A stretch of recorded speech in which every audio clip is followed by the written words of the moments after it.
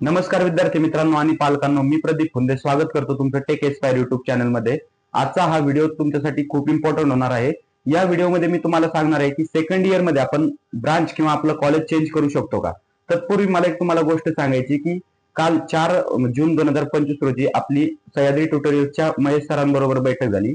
तर त्याच्यामध्ये आपण कन्क्लूड केलंय की आपण 6 जून 2025 रोजी आपली टेक एस्पायरची जी पर्सनल काउन्सिलिंग आहे ती लॉन्च करणार आहे। काउन्सिलिंग ही अतिशय कमी रेटमध्ये असणार आहे आणि त्याच्यानंतर जी पूर्ण काउन्सिलिंग प्रक्रिया आहे ती महेश सरांच्या गायडन्स मध्ये चालणार आहे। तर मित्रांनो, येऊया आपल्या टॉपिकवर। तर आपला टॉपिक आहे की सेकंड इयर मध्ये ब्रांच किंवा कॉलेज आपण चेंज करू शकतो का। आता बरेचसे मुलं काय करतात की लोअर ब्रांचला ऍडमिशन घेतात अगोदर, बरोबर, म्हणजे त्याला बरेचसे फॅक्टर अफेक्टिंग आहेत आणि त्याच्यानंतर त्यांची इच्छा असते की सेकंड इयर मध्ये जाऊन मी सीएस किंवा आयटी घ्यावं। ओके, किंवा काही काही मुलं काय करतात की फर्स्ट इयरला एखादं चांगलं कॉलेज पाहत नाहीत, म्हणजे एक टायर 3 लेवलचं कॉलेज पाहत आहे आणि त्याच्यानंतर त्यांची इच्छा असते की नंतर सेकंड इयर नंतर कॉलेज चेंज करू। ओके, तर आपण या मुद्द्यावर डिस्कस करणार आहोत की नक्की हे पॉसिबल आहे का।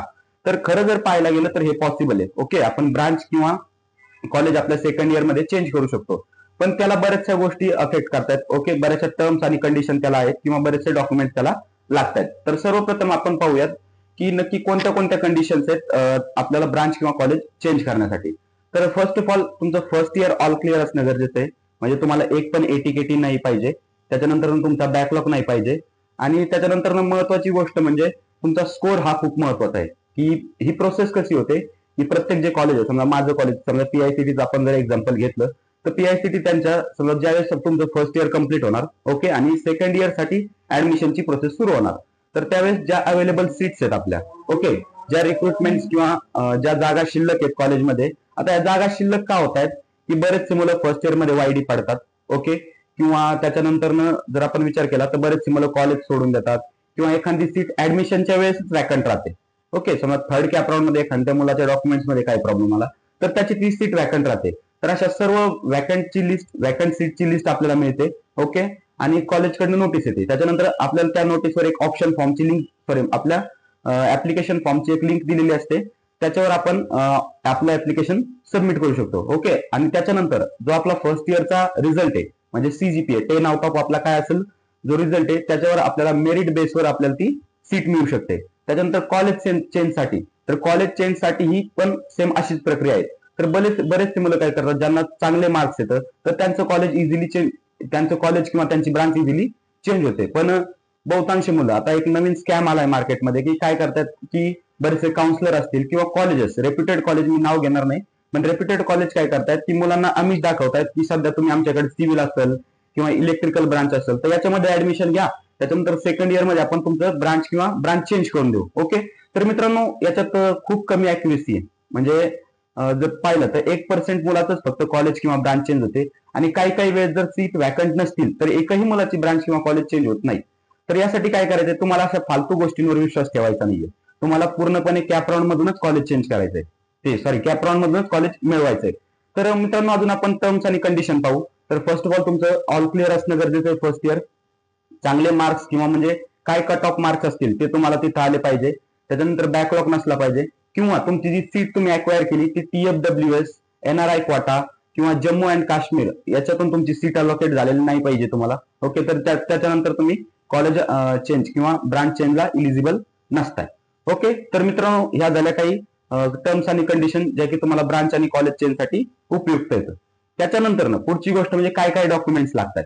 तर सर्वप्रथम ऍप्लिकेशन फॉर्म, म्हणजे ज्या कॉलेजमध्ये आपल्याला ऍडमिशन घ्यायचं, समजा कॉलेज चेंज असेल तर कॉलेज चेंजचा ऍप्लिकेशन फॉर्म, आणि त्याच्यानंतर समजा ब्रांच चेंज जर करायचे असेल तर ब्रांच चेंजचा ऍप्लिकेशन फॉर्म, हे प्रत्येक कॉलेजचा सेपरेट असतो आणि जे ते कॉलेज त्यांच्या वेबसाईटवर किंवा नॉर्मली सर्क्युलर जारी करतात। ओके, त्याच्यानंतर तुमचा फर्स्ट इयरचा रिझल्ट तुमच्याकडे असणं गरजेचं आहे। ओके, आणि त्याच्यानंतर एनओसी सर्टिफिकेट, एनओसी सर्टिफिकेट म्हणजे नॉन ऑब्जेक्शन सर्टिफिकेट, म्हणजे त्याला मराठीत आपण म्हणू शकतो न हरकत प्रमाणपत्र। तर न हरकत प्रमाणपत्र हे 2 जागेवरून तुम्हाला घ्यावा लागणार आहे। तर फर्स्ट ऑफ ऑल म्हणजे तुम्ही ज्या कॉलेजमध्ये फर्स्ट इयरला आहेत त्या कॉलेजचं, आणि त्याच्यानंतर ज्या कॉलेजमध्ये तुम्हाला ऍडमिशन घ्यायचंय त्या कॉलेजचं न हरकत प्रमाणपत्र म्हणजे एनओसी तुम्हाला अवेलेबल झाली पाहिजे। ओके, तर अशा सर्व गोष्टी लागतात की एक आपल्याला ब्रांच किंवा कॉलेज चेंज करण्यासाठी। आता जे मार्केटमध्ये नवीन स्कॅम चाललाय त्याच्याबद्दल मी तुम्हाला सांगतो। तर जे कॉलेजेस चांगले, म्हणजे चांगल्या लेवलचं समजा कॉलेज सुद्धा असं स्कॅम करतंय, ओके, म्हणजे खूप चांगलं नाही, पीआयसीटी किंवा सीओपी हे किंवा व्हीआयटी हे कॉलेजेस असं करत नाहीत, कारण त्यांच्याकडे भरपूर साऱ्या म्हणजे अगोदर त्यांच्या सीट फुल होऊन जातात. पण ज्या कॉलेजचे समजा सिव्हिल असेल, मेकॅनिकल असेल, इलेक्ट्रिकल असेल, ज्यांचे सीट वॅकंट राहतात आणि कॉलेजेसला ते सीट भरायचे असतात, तर त्यावेळेस कॉलेज काय करतं की नॉर्मल विद्यार्थ्यांचा डाटाबेस घेऊन त्यांना कॉल करणार, ओके, आणि त्यांना सांगणार की आमचं कॉलेज असं आहे, त्याच्यानंतर आमच्या इथं तुम्ही काय करा, सिव्हिल किंवा मेकॅनिकल किंवा इलेक्ट्रिकलला सध्या ऍडमिशन घ्या. आता मुलाला घ्यायचं असतं सीएस किंवा आयटी मध्ये ऍडमिशन, पण कॉलेज त्यांचं काय करतंय की त्यांना सांगतंय लोअर ब्रांचेस मध्ये ऍडमिशन घ्या, त्याच्यानंतर तुमचं आपण फुल प्रायोरिटीने सेकंड इयर मध्ये तुमचं कॉलेज चेंज करू, तुम्ही काळजी करायची गरज नाही. फर्स्ट इयरचा सर्व सिलेबस सेम असतो, ओके, फर्स्ट इयर सर्व इंजिनिअरिंगसाठी सेम असतो, पण सेकंड इयर मध्ये ते बोलतायत तुमचं कॉलेज चेंज करू, सॉरी तुमची ब्रांच चेंज करू. तर मित्रांनो, या गोष्टीवर विश्वास ठेवायचा नाही.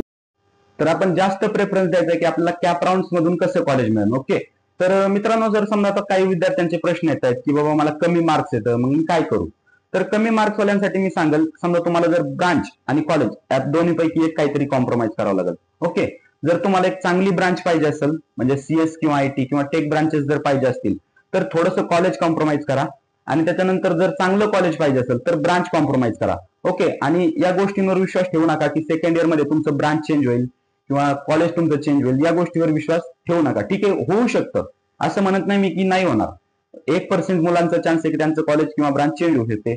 जर एखाद्या मुलाला भरपूर सारे फर्स्ट इयर मध्ये मार्क्स आहेत, म्हणजे 9 पॉइंटरच्या त्याच्या अबव पॉइंटर आलेला आहे, ओके, तर त्या मुलाचं 100% होऊ शकतं. बऱ्याचशा माझ्या मित्रांचं सुद्धा ब्रांच चेंज झालेली आहे, ओके, ईएनटीसी मधून ते सीएसआयटी मध्ये आले. तर त्याच्यामुळे काळजी करण्याची गरज नाहीये मित्रांनो. आपल्या चॅनलला तुम्ही सबस्क्राईब करून ठेवा, यासारखेच इन्फॉर्मेटिव्ह व्हिडिओ किंवा यासारखा सपोर्ट गायडन्स तुमच्यासाठी आम्ही घेत येत राहू.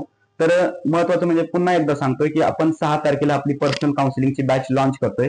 या बॅच मध्ये आपण लिमिटेड सीट्स ठेवणार आहेत, आणि त्याच्यानंतर या बॅचचे जे काही फीचर्स आहेत किंवा या बॅचची प्राइस आहे, आपण 6 तारखेला एक डेडिकेटेड व्हिडिओ बनवून या बॅचची पूर्ण डिटेल्स तुम्हाला देऊ. तत्पूर्वी मित्रांनो तुम्हाला सांगतो की आपल्या व्हॉट्सअप ग्रुपची लिंक मी डिस्क्रिप्शन मध्ये देतोय, त्याच्यानंतर पिन कमेंट मध्ये सुद्धा आपल्या व्हॉट्सअप ग्रुपची लिंक देतोय, तर तिथं तुम्ही जॉईन व्हा. ठीक आहे, धन्यवाद.